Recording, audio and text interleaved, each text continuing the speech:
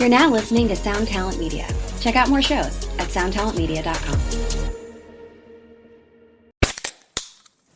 Hey, what's up, everyone? I'm Matt Migaki, the vocalist of Cryptopsy and the host of the Vox and Hops Metal Podcast, where I sit down with fellow metal musicians. We talk all about their lives and music while sharing killer craft beers. If you've ever wanted to sneak backstage and share a beer with one of your favorite musicians, well, Vox and Hops is the podcast for you. This week on the podcast, I dropped a killer episode with Kelly Schaefer of Atheist. There is this episode and over 440 other ones to help you enjoy life, metal, and craft beer. So what are you waiting for? It's time to become a Vox and Hops head. Cheers! Hey, what's going on, everybody? I hope things are great in your neck of the woods. Thanks for tuning in to the latest episode. And also, I would like to tell you that you need to check out Sinusoid custom guitar cables. You know, these guys have been supporting us for a really long time, and if you've been a listener of the show for, any length of time, you've surely heard of whoa, I did that whistle thing. I don't think I can do that again if I tried. You've surely heard about Sinusoid and all their wonderful offerings, and I'm sure that you've heard about my personal favorite, the Sliver patch cables. I see a lot of people going the solderless route, which they offer that too, if that's your cup of tea. But what I love about the Slivers is they're almost as small as a solderless cable, but they're actually soldered. So, that makes it a little more secure. People have a little bit of mixed reviews on solderless kits from various manufacturers, but I like the security of having the slivers on board. So if you check out the Sinusoid slivers, you will have the tightest, and most reliable patch cable on the market. So make sure you check it out and go to sinusoid.com. And, oh yeah, did I mention they have a 100-year warranty? So if anything should go wrong, just hit them up. They'll make it right. They'll fix you up. For 100 years. So as long as you're not a member of the undead, you should be dialed in very nicely. Sinusoid.com. We are also brought to you by the ever wonderful, ever glorious, ever awesome Gun Street Wiring Shop. I'm really excited. My good friend and occasional co-host, Mr. Justin Porter, got his harness in for his Schecter Ultra 3 recently, and I think there's some fanciness going on there. So I'm really excited to check it out and see. I've played that guitar before. I'm excited to see what it does with the upgrade. And I know Sean was really, really awesome in dealing with kind of a complicated construction, a complicated build, rather, on this one. And he helped my good buddy out the whole time, and as usual, went way over and above the typical customer service, because that's just the kind of company that Gun Street is. So if you've been looking to squeeze some new sounds out of your guitar, you want to get some crazy mods going in the electronics department, or if you're just looking to upgrade with some better components, better pots, blah, blah, blah, blah, blah, all that stuff, Gun Street Wiring Shop is the place to go. They will fix you up. Great people making great products, and what more could you possibly ask for from a company? So make sure you go to gunstreetwiringshop.com today and check them out. And lastly, I'd like to remind you about a way you can help keep the mics hot over here and feed your gear habit at the same time. All you have to do is use tonemob.com/reverb for all of your reverb shopping needs. I know a lot of you buy things on Reverb all the time, whether you're buying, selling, whatever you're doing, anything you do on Reverb, if you use that link, a little bit comes back and helps support the show. And if you've never heard of Reverb before somehow, just simply going to tonemob.com/reverb and signing up for an account actually helps put wind in the sails too, so you don't even have to buy anything if you don't have an account. That's an easy thing you can do. And then when you do decide to shop on Reverb, just use that link every time, and a little bit of your purchase will come back to help keep things going around here. And it doesn't cost you anything extra. It doesn't complicate the process any more than just using that link, and we'll put that in the show notes of every episode, so it's nice and easy to just click through. And if you have anything you've been looking for or anything you've been eyeballing, make sure you do your shopping through that link, and that will help keep us going for long time. So yeah, without further ado, let's get into this episode with Trey from Retroactive Pedals. Boom.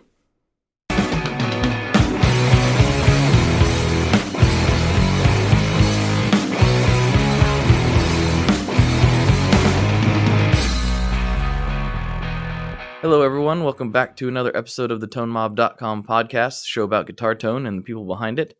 I'm your host, Blake Weiland, and with me today I have Trey Bourgeois from Retroactive Pedals. What's going on, man? Hey, dude, what's up? Oh, just living the dream up here. Just hanging out in the shred shed, and I'm buckling in for a big podcast marathon today, so it should be a good one. Oh, you have more people to interview? Yeah, I got some more coming up in the. I probably won't be moving much from this spot for the next Right. few hours. So A true hustler. it's I try to just take people when they're available because everyone's busy, everyone's got stuff going on, and Yeah, dude, I totally. I want to accommodate. Yeah, I know that. It's like trying to wrangle up all my friends to do stuff. Everybody's busy, you know? Mm-hmm. It's the world we live in these days, I suppose. Yeah, I think you're right. Yeah. Well, let's dive right into it. Let's hear your musical backstory and how you got to be doing what you're doing. I know we talked about it a little bit off the air, and it sounds like you've got quite the history. So let's start from when you were a wee lad. Sure. So it all started in about fifth grade. I tried out for the marching band, and I tried out to play drums. So I was on the drum line. I made it. And then I essentially played drums from fifth grade until I was in 12th grade. And so that was a lot of drumming, a lot of band, a lot of marching band. After that, my high school teacher offered, I guess this was about when I was like 17 or 18. Um, my high school band director offered this like beginner guitar class at school. And so I signed up because, I knew him well. He's a nice guy. So I signed up for the, beginner guitar class. And that's kind of where all the guitar stuff really started. Learning, like, just your basic chords and whatnot. And that's kind of how the music thing kicked off. And then, of course, as you get older, you try to be in bands and stuff. And I was in a couple bands in college playing drums. I've never been in any bands playing guitar. Guitars started off as like a hobby, I suppose, and it just sort of snowballed into sort of being the best of both worlds. I could play drums and guitar, but I primarily play drums, believe it or not. I'm finding that's to be the case with more builders than I would expect. Like they're making pedals, but a lot of them are keyboard players or drummers. It's kind of surprising to me, being such a guitar nerd. I would assume that to get into pedals, everyone is a big guitar nerd, but a lot of drummers out there. Right. That's what I would expect too. And I've also found the same to be the case as I've made friends in the industry and, kind of just watched other companies grow and do their thing.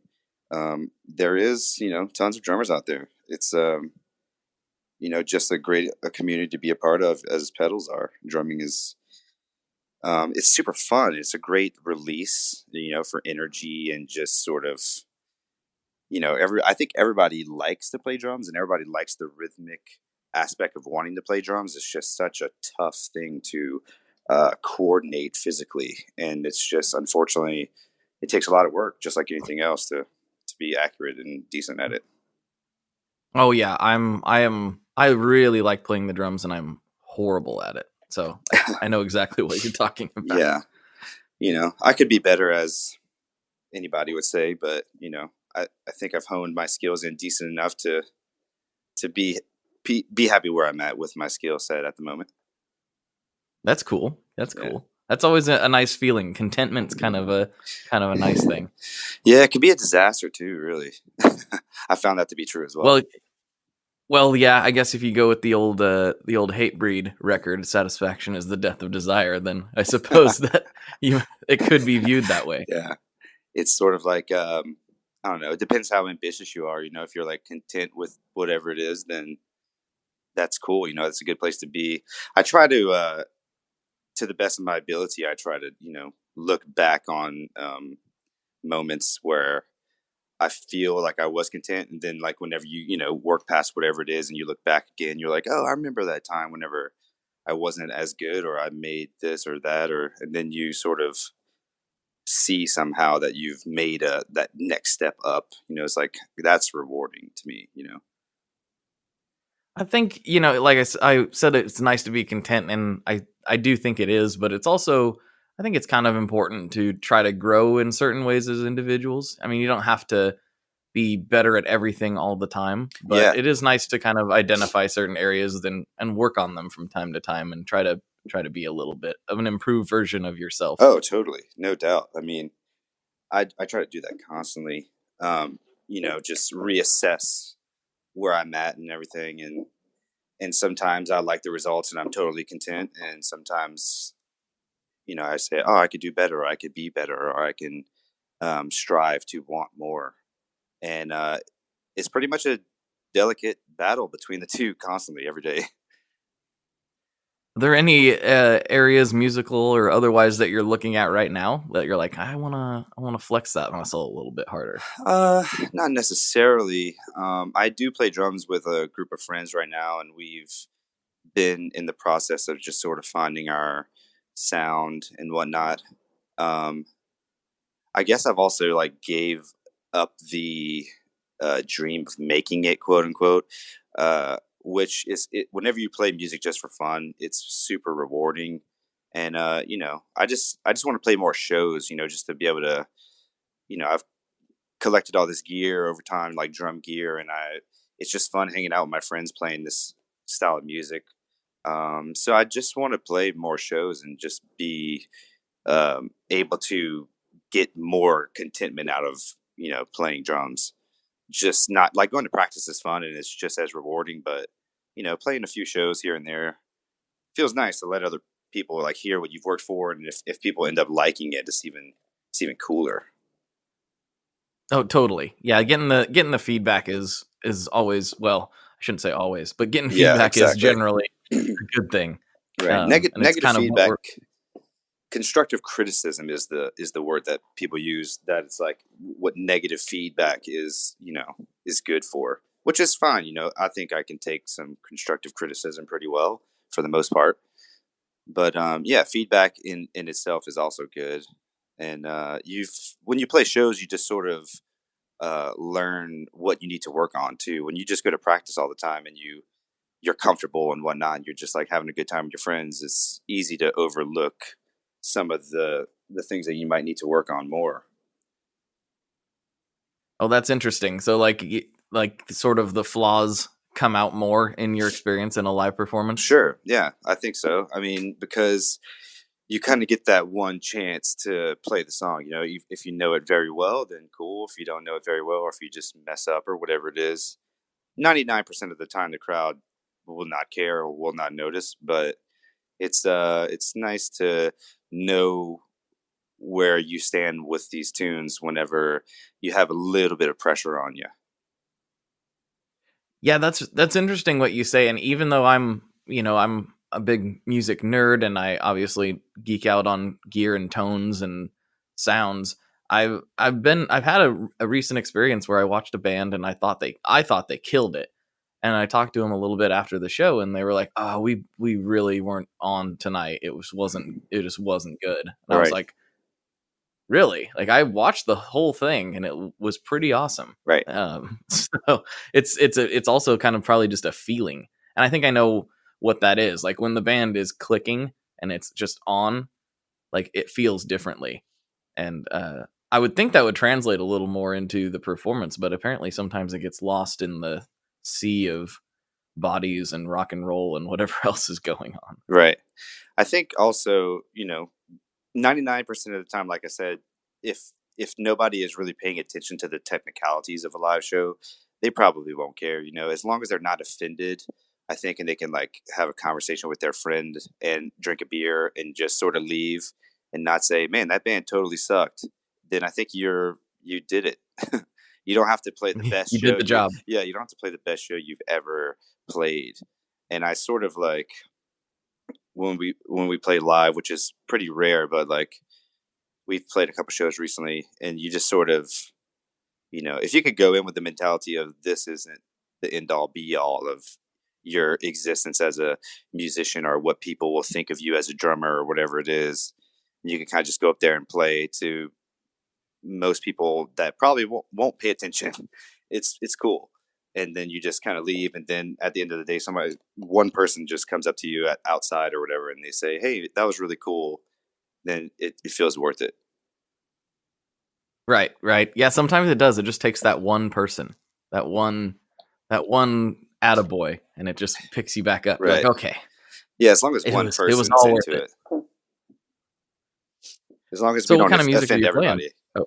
Oh, Basically, so my friend Kyle, who's the main songwriter, with my other friend Matt, they're really, really, really inspired by Radiohead right now. So we play sort of this kind of, break beats, drums, sort of dark, vibey, kind of fast, kind of slow, sort of deal. kind of all over the place. Yeah. With lots of moody vibes. Exactly. It's really fun to play just because it challenges me as a drummer, obviously, because a lot of these sometimes that they write the songs in the computer, they'll record them together and then they'll come to me with this crazy, "Hey, check out this drum beat we made in the box." And then I listen to it and it's just like all over the place. And then I either have to learn it or make up my own version of something similar. But it's been fun because I have a lot of toys now, and I have this Roland SPD-1 pad that has like some digital sounds built in, and so I'm just kind of really moving my kit around in a weird way to get maximized sounds out of this type of group. That's very interesting. I never really thought about kind of integrating those two together. Yeah, it's cool. I have a main snare that I tune kind of low, and then where normally a rack tom would go, I have another snare tuned really high to have just different sounds, and then I have my toms to the side. I have the electric drum. I have this really cool like hi-hat thing made by a company in Louisiana out of Shreveport, Index Drums. It's called the Hard Hat, and then two different rides for two different sounds. So I more or less have the same stuff, just two of each thing to just really mix the combinations up together to have different sounds. Very cool. Very cool. I'm gonna get in trouble if we talk about drums too much. Yeah, I know. I I feel don't like want to be the guy, the drum guy. we need to talk about your pedals, though. How did you get started building pedals? Well, I really needed drum pedals. No, I'm just kidding. I like anybody else, or like most people, I started playing guitar, and at the time, I was just really into playing kind of ambient guitar. At the time, I was just doing a lot of finger picking stuff and a lot of reverb. Basically, like I just had like one pedal at the time. I think it was like the Cathedral Reverb by EHX, and I started, researching pedals and like, what should I buy? And then I finally decided I needed a fuzz pedal, like one does. And at this point in time, I was like working in music production, and I was a little more hands on with gear, and I was kind of diving into the technical aspects of just gear and just everything in general, music related. So I looked into, how hard would it be to build a fuzz pedal, and I came across tons of, forums and clones and kits, and I decided to just go for it. And because the thing was, I didn't know what kind of fuzz I wanted. I didn't know what kind of sound I was looking for. I just knew I wanted something that was distorted because I never played something like that before. And that's kind of where it began. And there was a plethora of fuzz and distortions out there. So I just started from the most basic one. And I stumbled upon, at the time, Beavis Audio Research. And that website changed my life as far as understanding pedals inside and out, components, procedures, schematics, and everything was just like the layout was so nice of the website, like if you have ever seen it. I think now it's like on its way back up, but it was defunct for a while, and I think it's now coming back up. But just his layout was like super simple, seemed easy to understand, and I just sort of built his breadboard project, and that's where it started. And I built a really like simple 5-part fuzz. 5-part fuzz. And that's kind of pretty much where it started. And then it worked, and that feeling of like turning on the pedal and it worked. It was a fuzz, and it was just insane. And so that's pretty much where it started. That's interesting. So looking at your stuff now, it looks, like it's definitely evolved from the Beavis stuff. I think a lot of people probably know that website and forum, or not forum, but that website through various places. I remember Oh yeah. when before I was doing any of this, for a brief moment in time, I considered building pedals. And I remember finding all this stuff in this, like, instead of like where you were inspired, I was overwhelmed. I was like, geez, this is too much for me. It's overwhelming for sure. But so then, did you have any kind of breakthrough moments? Did you get any certain design or certain thing pop out at you that was kind of like an aha moment? No, I think at first I just started building as many fuzz pedals and overdrive pedals as I can. I think I built like half of the things on that website, just to see how it worked and just to get my hands on understanding schematics and whatnot. But I wouldn't say that there was anything that from that website particularly that just jumped out at me and was like, this is the big thing. I really, like, when I first started, I really, really got into understanding just different clipping methods. I probably sat there for, months on end and just did asymmetrical diode clipping, just whatever, regular diode, this and that, LED, that, just I tried every possible combination to just change the sound of this one. It was the Trotsky Overdrive project from his website. And I remember that yeah. one. And at the time, like looking back now, I don't know if it would sound. I ended up giving it to one of my friends, but I think that pedal at the time, because I didn't have an overdrive, it sounded perfect to me. It was like, this is exactly what I needed. I like kind of low gain overdrives anyway, for the most part. And that one particularly just kind of stood out, if anything. And just sort of going off of that, I would add more. I tried high pass, low pass filters on any combination. I completely ripped out every part and put different values of every part in there I was amazed at how just one part could really change the whole thing. And as, learning how to add, tone controls here and there, it was, just that one pedal really kept me busy for almost a year, just going crazy on every part I could possibly manipulate in that thing to make it sound different. Oh wow, that's interesting. Like, so a year on basically one circuit. Yeah, I mean, when I first started, obviously there was no plans to monetize whatsoever. Like, I'm sure almost everybody starts out.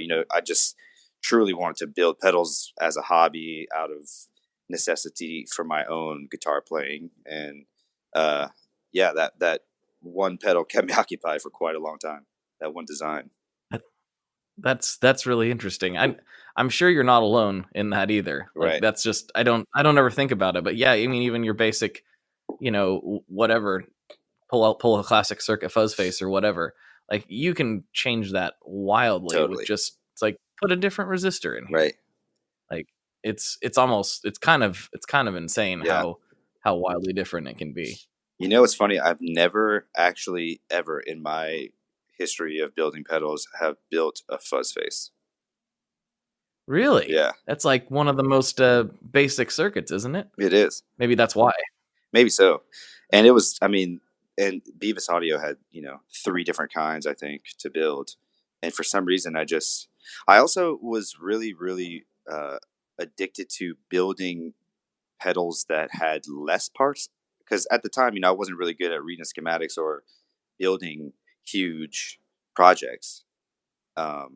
So I would start on the ones that had the least amount of parts. And I was just fascinated at how you can make something actually work with just a handful of parts. So then I was just trying to get as creative as I could within that realm. So, I would stack 3 or 4 of them together in series, and then I tried parallel, and that's whenever I was experimenting with the difference between the two. And I kind of just went down the rabbit hole of just doing a whole bunch of really simple stuff to a simple design. And that's really what was fascinating to me. Well, and I was scrolling through your Instagram earlier, and I can see that is not the case anymore. Yeah. So what made you leap up? Well, I've come a long way from the Trotsky Overdrive. I just started building more and more difficult projects. I started trying pulsars from EHX. That one's kind of like middle of the road, low parts count. Just tons of other different. I also am really into modulation. That's where I started landing I guess like my passion started to be in modulation as a guitar player. And everybody else was building fuzz pedals and overdrive pedals, and I knew that if I was going to try to create a company more or less, or just a brand that, excuse me, people would maybe understand or see at some point, I started just going down the modulation hole, and that's kind of where I started, building delays and choruses and anything that resembled any of those things. Phasers, flangers, the whole shebang. I never built a flanger yet.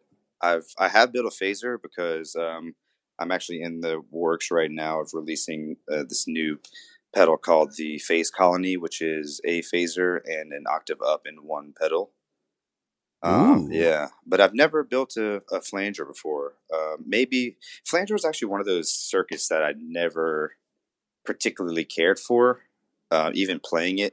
If I did play it, it's like super subtle. I like the very subtle flange, and at that point, I just sort of was like, what's the point of building a flanger if I'm not even going to really care for it myself? Yeah, I have a weird kind of relationship with flanger. I used to not like it very well at all, and then I got a Chase Bliss Spectre, Right. and then I fell in love with Right. it. Well, you can't not. But I am very picky with it. Right. So, like, which I have certain ones I like a lot, and certain ones I don't really care for that much. Right. I'm sure I would love Chase Bliss's Spectre. All their pedals are just insane. Oh, it's kind of some next level stuff, really. Yeah. I don't think they could build something that anybody could hate. If I build a flanger, somebody could definitely hate it. If they build a flanger, nobody would hate it. Well, ironically, apparently people didn't quite love it as much as I did. It was my only Chase Bliss pedal for a while. And I just thought it was the coolest thing ever. But they, I'm assuming they discontinued it because nobody was buying it, or as very few people were buying it. I'm also at least compared to the rest of their line. Right. I am hesitant to try it because I actually, since I've listened to your podcast in the past, I remember, I think it was Jamie from Earthquaker said that his flanger Pyramids wasn't really, I'm not sure if it did well or not, but I remember he basically said it's like definitely not selling like the other stuff. So it's a tough skew for sure. It's really tough. Because it's very polarizing. I forgot, and I was definitely reminded by some guys in the Facebook group that like there's like a level of, like, just the word flanger, and there's certain people who they just won't touch it at all. Which is interesting, and because, like, as an effect, I don't really hate any category of effect at all, because I feel like it all has uses in some way or another. So it's interesting to me that people are like, nope, I can't stand flangers. I don't know. I get it, but at the same time, like, there's got to be a use for it somewhere. Sure. I mean, my bandmate actually, sometimes he'll throw one of those Boss flangers on his board, and he'll, put the settings a certain way, kind of fast, and he'll like use it with his filter pedal, and he has like a expression sweeper, and it sounds amazing. It's just something that I probably couldn't have figured out to do that and make it work for me, but he can make it work for him. And people who can use it well, it sounds great. I don't dislike it at all. I personally, in my playing style, does not warrant having a flanger pedal. Yeah, I understand that. Let's talk about this this phaser that you're working on. I love phaser. Like I've Totally. always loved phaser. I never needed to convince that phaser was great. So I I'm very agree. curious. Yeah. I also started building pedals that I needed for my board. I mean, I would never build a pedal, at least for now, since I'm just starting out too, that like I don't think I would build a pedal that I wouldn't myself use on my main board. So that's kind of where all my designs begin. It's like, what do I need, or what would I like to have? And that's pretty much where the majority of everything starts. But Okay. I definitely had a phase 90, and I gave it to my bandmate Matt. I kind of was using it on the slowest setting. I didn't really care for it in any other way, so I was like, oh, I can part with this thing.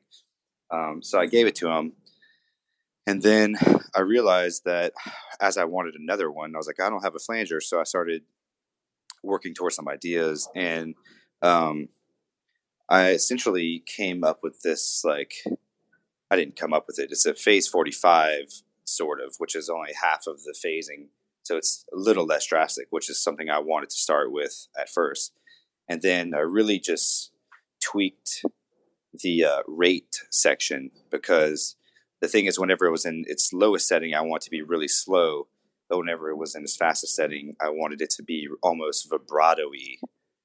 So it took me a long time to really get the perfect value for that situation, but that's kind of where it started. And I have a prototype made and tested, and it's all good. And I have, a small batch ready to be built probably within the next week or so.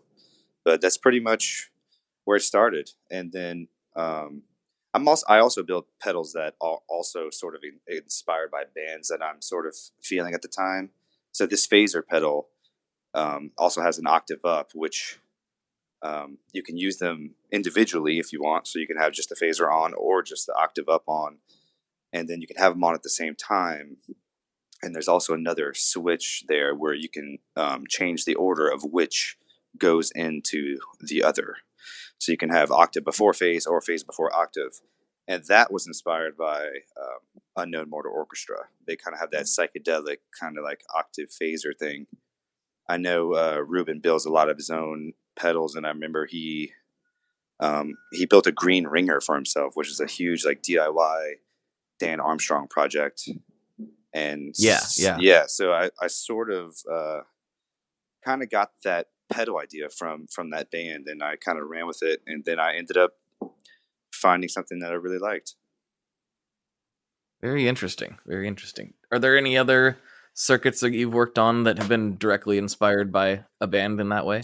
Yeah, totally. I think that's sort of how like I start with an idea. It's like, what bands am I listening to for inspiration? What bands do I like?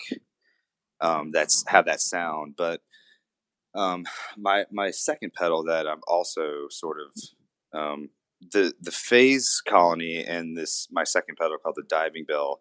They're sort of coming out at the same time. That pedal was pretty much directly inspired by Deer Hunter. That's sort of just like very echoey, reverby, delay sound. Mm-hmm. And so the Diving Bell is a delay that has just some weird glitchy settings, more or less. There's like I call it detuning, but it's really just adjusting the speed of the delay instantly on a momentary switch. So it sounds like it's pitch bending, but essentially, and there's also a volume swell on it too, so you can sort of just do some like kind of weird volume swells from it. And so those are the only two band inspired pedals that I have at the moment. That sounds awesome. Like really, really, really awesome. I love that kind of stuff. Yeah. I have a thing for momentary chaos buttons on pedals. Right. Whether they're running away repeats or whatever the case may be. I really enjoy having that option. It's like just to accentuate notes or blast things out or whatever. I don't know. I love that kind of stuff. So I was wanting to ask you, like, everyone thinks of, because you're down in New Orleans. We talked about that off the air a little bit. And everyone kind of has this idea of New Orleans in their head, like jazz and Mardi Gras and all that stuff. But like outside of the obviously thriving jazz scene, what's the music scene like that down there? It's sort of all over the place, really. As you would imagine, there is sort of like a DIY scene for, younger kids, but it's rooted sort of in my opinion, sort of like punk and ska in a way, and just sort of like kind of math rock prog stuff. There's a couple of bands that are, not so much in either or direction, like traditional, like that band, The Revivalists is from here. They're, I guess, what you'd consider a radio band. Like they've quote unquote made it. They have a song on the Blue Moon commercial. And there's a couple of bands like that too. Like Hooray for the Riff Raff is another band that's sort of like in the indie rock scene. A couple of comer ups, I guess, like that band Tank and the Bangas. And of course, you got the God, I'm drawing a blank on that dude's name. John Batiste, who does the Colbert, I believe, Colbert show. He's Oh, from okay, here. okay. Yeah. There's a couple of bands who are doing very well, but mostly, it's the working musicians town, really. You have your club guy or girl, and they're all just working from club to club locally. The underground scene here is, I guess, if I don't know about, I'm not really in the underground scene necessarily, but so there might be a thriving punk scene that I'm just unaware of. But as far as I know, it's sort of all over the place. I mean, there's a lot of successful bands from here, a lot of bands that are good too from here. They're all just sort of all over the place. Yeah, that's interesting. Yeah, because everyone just kind of it's sort of kind of a similar thing in like Nashville. Like everyone thinks of it as this country town and big music industry town and all that stuff, and it is that, but also there's a whole other scene, which is kind of like exactly what you described. That's Right. totally outside of that. And people DIY scene and people that are working in it and all that just sounds like very similar situation to New Orleans. Right. It can be. I mean, as far as the actual musical stylings and whatnot, the thing that's cool about Nashville that they have on us is like they're centrally located, so they're a really good touring hub city for like big production companies to, like sort of, I suppose, like have that's where their business is located or whatever. So there's giant like lighting companies and audio companies and backline companies, and touring is so bands can just kind of go through there and get, it's like a one-stop shop for getting your tour bus, getting your tour together, rehearse, do this and that and the other, and then you can go in any direction you want from there, to start your tour.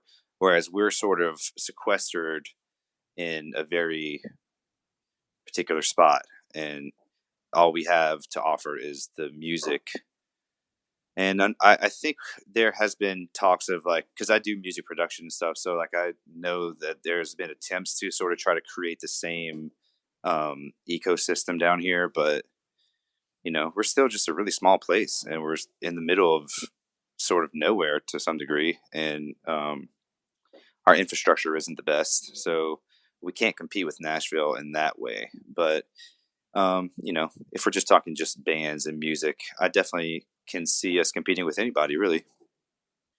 That's really cool. It's really interesting. You did talk about kind of off the air. We were talking about what you were hoping to do with the company and hoping to see happen, and it sounds like there's a very much a spirit of like we're gonna make our own thing. Like you talked about potentially leaving, but then you said no, I'm gonna try to make my kind of my ecosystem here improve it.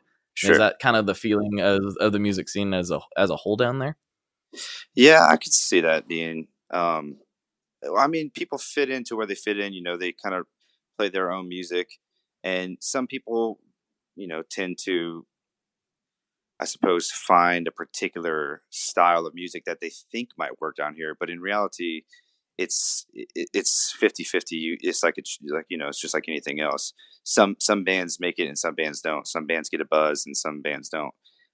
for the life of me, like there's so many bands down here that sort of have like a really big presence, and I'm pretty confused at how they're like nationally known because their presence is so unique, and they have a very like Big Frida is a perfect example. Like they have their own style of bounce music that they've created, and they've sort of shown the entire world what bounce music is. So in that regard, Big Frida has done exactly what you're talking about, like created an environment of music, created a style of music that has been shown to a lot of people for other people to sort of get inspiration from and try to like do their own thing off of that idea. And some people do it better than others. Some people never succeed at it. But I think this place is the perfect example for people to definitely try to make their own style of music, because we have so many influences and so many festivals and so many. I mean, this town's covered in it. So like, there's tons of world music from the Haitian and Creole environment. There's tons of blues rock. Obviously, there's tons of R&B and soul. There's tons of, I mean, you name it, they have it here somewhere. Somebody brought it here from, hundreds of years ago, and it's flourished, and it shows with all the festivals and just like the high spirited musical environment here. It's pretty inspiring no matter where you look, and no matter what style of music it is. I mean, I get blown away just by some of the street musicians here. It's insane. That's interesting. Have you lived down there your whole life? Are you born and raised, or what's your story there? I lived here for probably approaching 9 years. I'm from Louisiana. I was born in a smaller town about 47 miles southwest of here. So that's about an hour's drive. So I'm from the area. Have been coming here for a while, but I've only started living here, 9 years ago. Cool. It's interesting because having I've never been, but I've always heard from a few people that supposedly live there. They told me they did at one point that there's definitely I'm Portland is not it's not what it used to be. It's overall, in my experience, it's overall very safe. There's very few, like there used to be some gnarly neighborhoods, and there still is some places you got to be careful. But for the most part, it's pretty safe. But I've heard that New Orleans definitely has spots where it's like you don't go there at night. Is that accurate, or is that overblown? I think it's twofold in a way, because yes, I'm sure there's definitely places that if you went after dark, it would be pretty sketchy. But for people like us, I mean, we wouldn't have any reason to go there. So the places that would be too kind of sketchy, I guess, to explore, it's like it's just it's nobody goes there if you don't have to go there. It's just like neighborhoods where Right. people live. So like if you're just here and hanging out, places that tourists go, or places that people want to see, it's no less sketchy than any other place in the world. Yeah, interesting. I always thought that was weird because it was like multiple guys told me kind of the same thing. Like, if you go there, make sure you talk to the locals because there's spots you don't want to end up. I'm like, I'm not used to that environment. Yeah, you'll know if you get there. What I mean, you'll be like, man, I don't like. It's just houses here, and I don't belong here. You'll know when you get there. Right. You kind of know. You kind of tell if you're paying attention. That's not a spot for you. And I mean, for what it's worth, like there's been so there a lot of people here talk about like post Katrina and pre Katrina. I'm a post Katrina person, but apparently, from then, obviously a lot has gone up and has been built up since then. So areas that were possibly, I guess, not visited very often by other people or whatever are now, being redone and totally made new again. And young entrepreneurs and whatnot are coming and building up all these things. So potentially those areas have been gentrified or whatever, and now they're, visitable, and people are having good times in what maybe was a sketchy place at one point or another. Interesting. Yeah, that's definitely what's happened around here. And I'm not arguing for or against gentrification. Right. You know what I mean. But it's like That's for another podcast. the Somebody else is covering that's that stuff. that's somebody exactly. But the fact is like that there's certain areas where it's safe to go where it used to not be safe to go Right. for everybody. I would tell everybody to come check it out. It's a unique place for sure. At the very least, it's just like nowhere else on Earth. And I've been to a couple places, and I'll still say the same thing. It's just like any other place. It's like it's boring when you're here, and it's like when you're gone, you miss it. You have been around. You worked with some touring bands and things like that. You want to talk about that a little bit? Sure. So in 2014, I got on board with the Afghan Wigs as their lighting designer and drum tech. And that's pretty much where I've done the majority of my traveling, just like did some European stuff, did a lot of North American stuff. And that's pretty much what I've been doing as far as tour wise for the last, 5 years.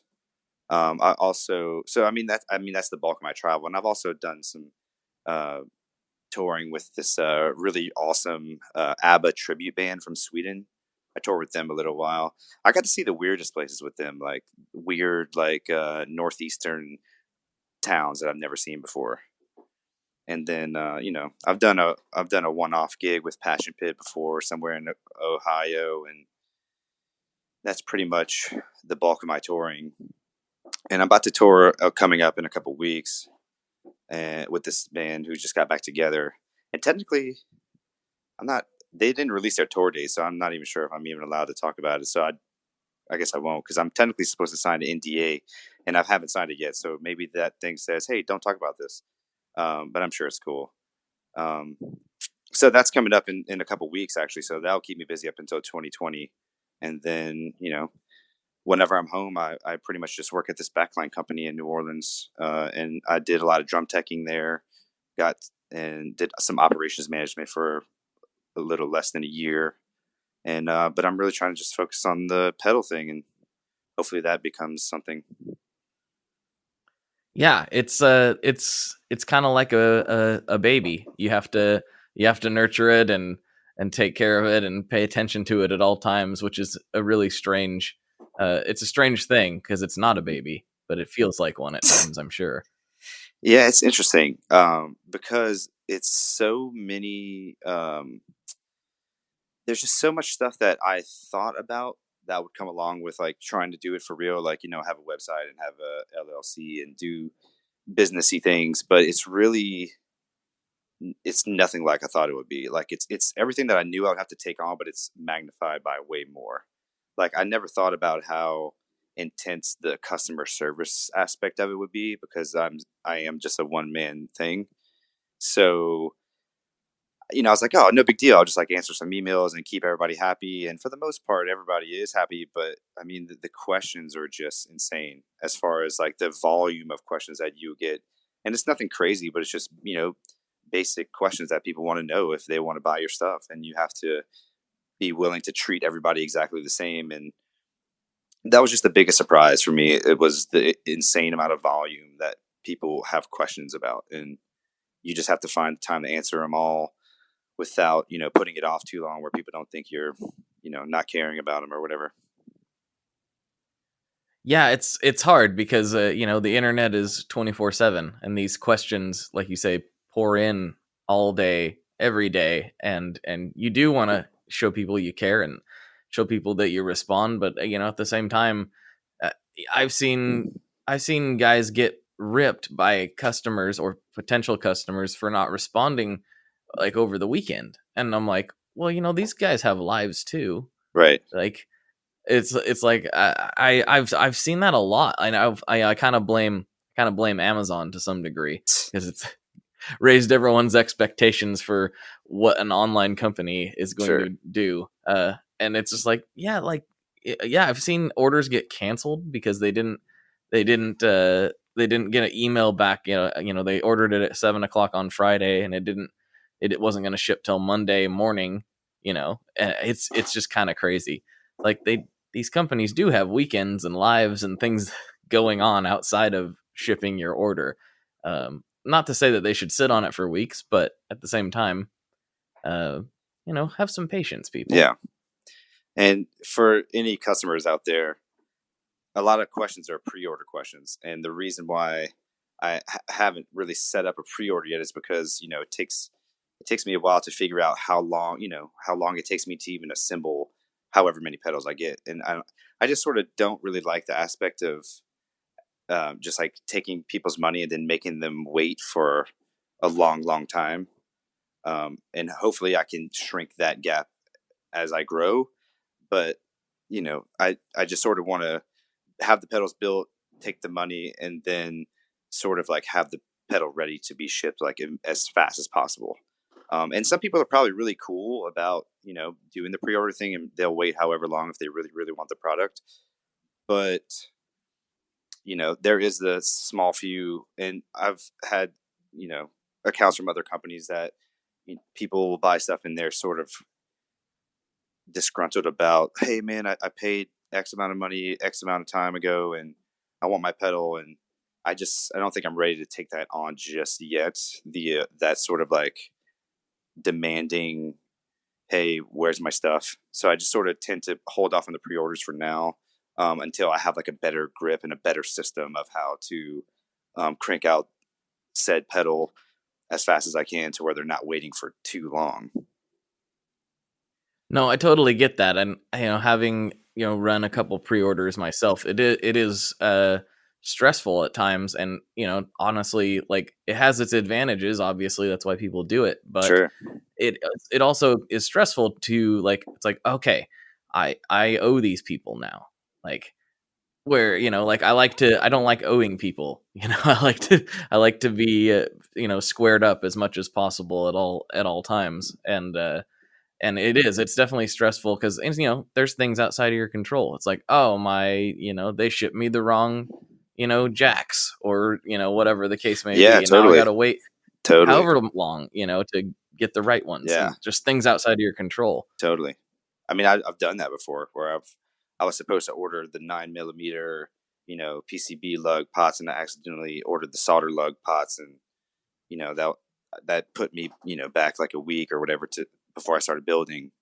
And especially just starting off, I'm trying to be in control. I'm trying to just, take it in stride. I'm not trying to revolutionize the pedal world right away. I'm just trying to build stuff that people appreciate. And I want to also have fun too. I don't want it to, as much as I want to grow the company and whatnot, I don't want it to smother me. So I'm also just, taking it in stride and doing smaller batches, making sure that the product I'm putting out is something that I still like. And even though I'm getting like a lot of response so far, I'm sure that response will wane at some point, and then I'll figure out what the next pedal is. But I didn't want to overdo myself and put out like, 10 pedals and then sort of like figure out who likes what pedal. And I just want to sort of get a nice, like 3 is a good number, and sort of just, put these pedals out until people don't want them anymore, or people keep wanting them, and then I just keep building them. And I guess that's kind of just where I'm at. I didn't want to overstretch like this early on. Yeah, because the more SKUs you add in, the more difficult it is to manage too. And, because you got to carry different parts for different things, different PCBs, different blah, blah. It's just adds to the workload. So Right. yeah, keeping it at a manageable level is that's smart to do that, because it's easy. It's really easy to get in over your head, like really easy. Totally. And the thing is, like, that also, like, that's actually the most exciting part though, is like designing a new pedal, like designing the artwork, designing a new, like, breadboarding is like so fun. And that's the part that you want to do the most, I think.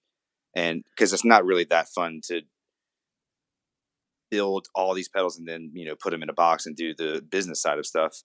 Obviously I like it, but like designing is the most fun part, of course. But at the same time, I suppose that, if I have too many effects or whatever, then it's just, it takes a long time to actually design a pedal. So that's just a lot of time that I could have spent, assembling pedals too. Like it takes almost a year or maybe more. for some people to design like a from breadboard to reality kind of deal. So it's just actually a really big commitment to sit down at the breadboard and like, okay, I'm actually designing a pedal now, and this is what it's going to be.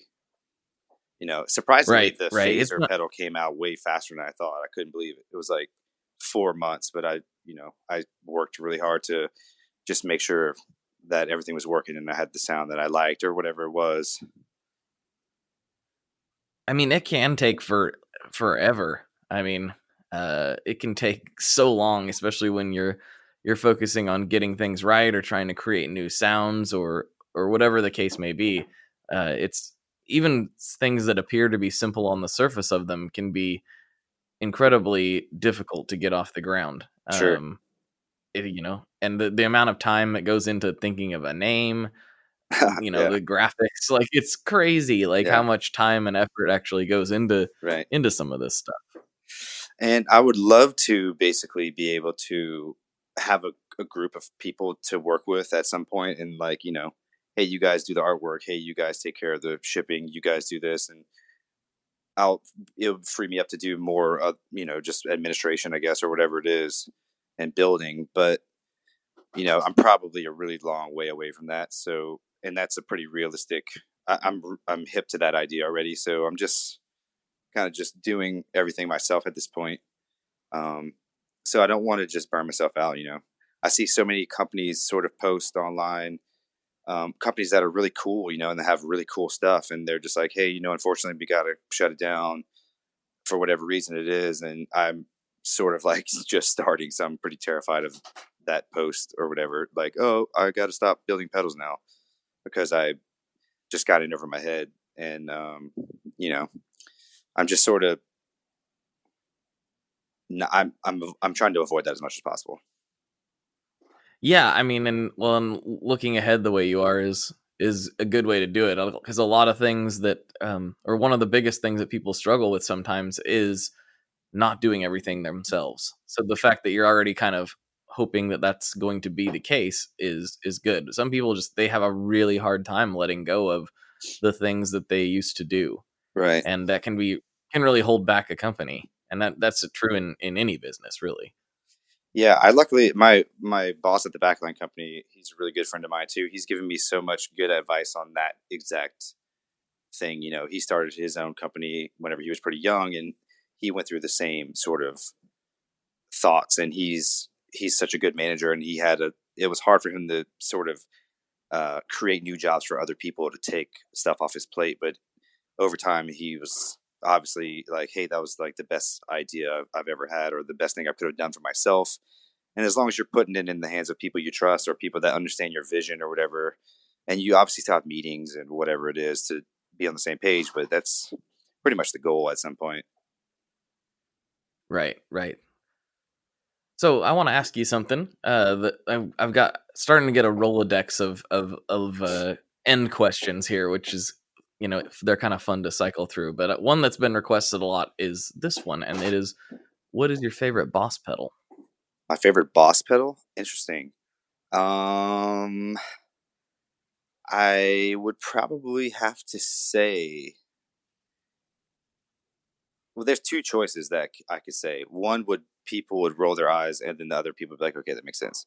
The one that people would roll their eyes at would be the Boss TU3 pedal because I think that's like the most widely used pedal that I've ever used, probably for the last couple years until I got a new tuner. But I'm a huge fan of the CE2. I mean, I just love chorus.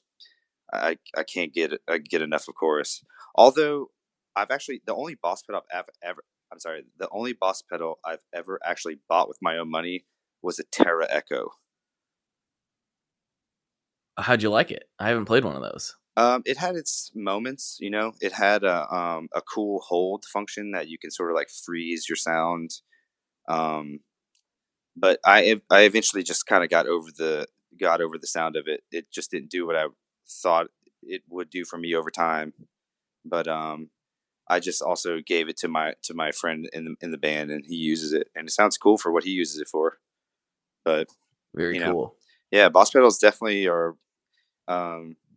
Josh of JHS is like super into Boss pedals, and he said it pretty well. He's like, people can hate on Boss, but they're, they make pedals that have stood the test of time. They're just a good company, and they make solid products. And I don't own any Boss pedals anymore, but they do what they do, and they do it well. When they're built like tanks, like Sure. you could chuck it off a building, it's probably still going to work. Yeah. And, the overall design of them, the compact pedal design itself, I think is like, it was way ahead of its time. Like, Totally. just simply like keeping the battery separate. So if it leaked, it's not going to ruin the circuit board. Right. Like, who would have thought of that? And Like, they're amazing that's genius. DIY projects. Like, I've modified so many overdrive pedals there was this one mod, I forgot how you do it, but you just basically jump two things together, and you basically have this crazy just synth pedal. And Interesting. I put it on a switch, and that way when you could turn it off if you want, but you have, and you can just twiddle the knobs and make this like crazy, just like synth, like kind of weird synthy pedal. And it sounds pretty cool. I just ended up giving that to my friend too. I give a lot of gear to my friends. I was gonna say, it sounds like I need to be your friend. Yeah. It sounds very, very, good for gear hounds. You are my friend. Oh, well, thanks, man. I appreciate it. Sure. We've become such over the course of the podcast. It happens a lot. So my next question would be, this is one is always interesting for me to hear what people's takes on this are, but it's, if you could put up a billboard and put anything on it and have, a few thousand people check it out, what would that be? I suppose it would have to be stop littering. Okay, that's solid. Stop littering. Yeah. Not that I'm like the crazy like environmentalist. I do hope our planet prospers at some point, but I really, really, really hate seeing people just deliberately litter. It's like, it kind of gets me kind of mad, and it's so funny, like, right.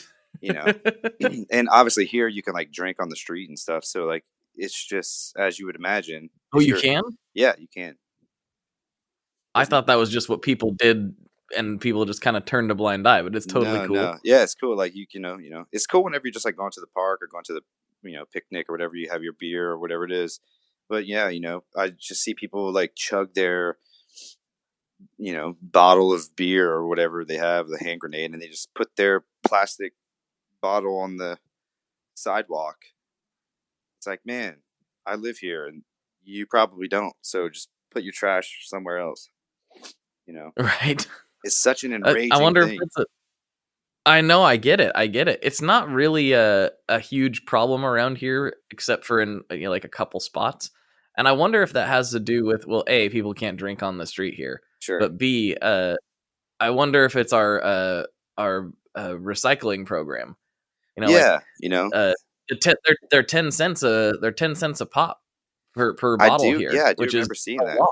That's great. I mean, you live in like the liberal corner of America where like everything is really nice, and you have all these programs, and you have the money to afford said program. Down here, we're kind of like, our infrastructure is kind of lacking in New Orleans, unfortunately. But we have a recycle program, but you can't even recycle glass here at your house. Actually, you have to take all your glass recyclables, and you have to go bring them to another place.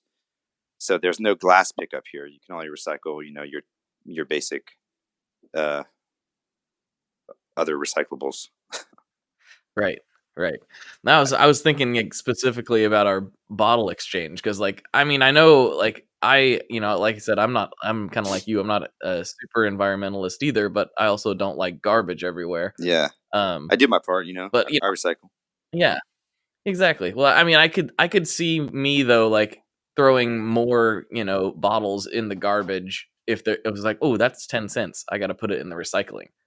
Like it's 10, like it's kind of dumb, but it's like the 10 cents is like, oh, that's 10 cents. I will go through the hassle of taking this to the bottle return because it'll get me $3. Right. I mean, that's a great incentive, for some people that are, less fortunate, or people that would recycle cans. Like, there's tons of people who recycle cans here or pick up cans, and they try to exchange it for money. But that bottle program is great for, it's just another Yeah, incentive for people it works. to do good. And ironically, it does make the people who would probably be the worst offenders of throwing trash around pick up the trash, which is kind of funny. Right. There's a lot of unfortunately there's a lot of homeless people around here. Sure. Because of a lot of the programs that you were talking about. It's like, well, of course they would want to come here.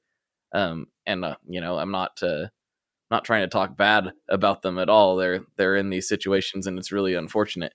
But ironically, those guys are the ones picking up the garbage, whereas in a lot of other places, they are the ones causing the garbage. Which is an interesting juxtaposition. It can be. It's. But I mean, it still does. But like, it's just saying, like, yeah, they're always picking up bottles and cans. Like, it's kind of a strange difference in the two states, I suppose. All my experiences in the PNW are pretty nice. They're all clean. I mean, I remember walking around like Seattle and stuff, and downtown. I'm like, man, this is clean as hell.